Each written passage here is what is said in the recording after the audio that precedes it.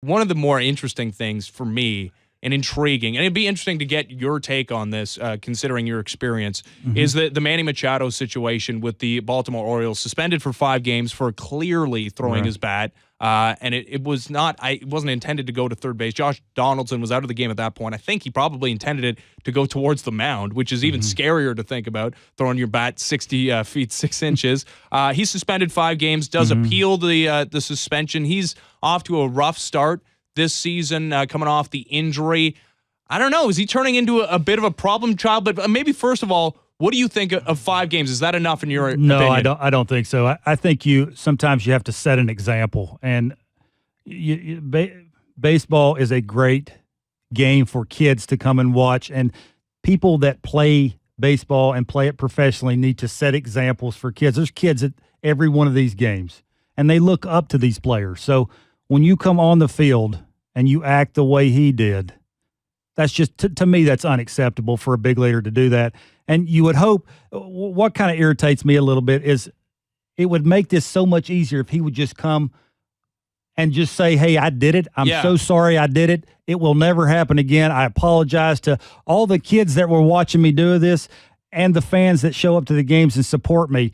Then we wouldn't talk about it no more. But he comes out and he says, I'm appealing. Well, what are you appealing? You did it. Yep. It was wrong. It looked horrible for not only yourself, but the Orioles.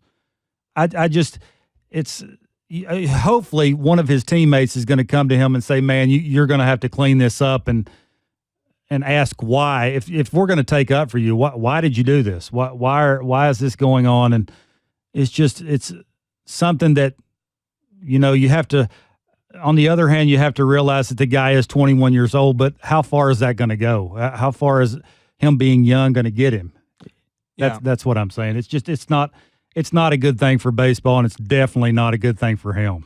And it leads to a bigger discussion about the code in baseball. He thinks that he was tagged too hard by Josh Donaldson. The Orioles throw at Josh Donaldson. They eventually hit him, and then the A's throw at Manny Machado. He doesn't like that, throws a bat. If you're Manny Machado in that situation, I'm sure you've been in a situation where you've been the recipient of an intentional hit by pitch.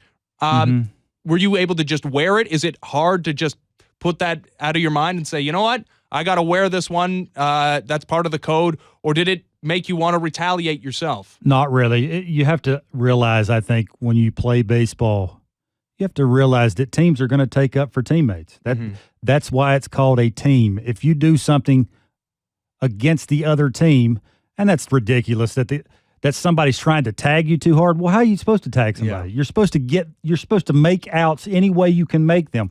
And if you watch the review, it's easy. He just barely tags him, and then he falls over and throws his helmet. Hey, just maybe there's something going on behind the scenes with this guy that we don't know about, but that everything that happens on the field should be taken care of on the field. The A's took care of it.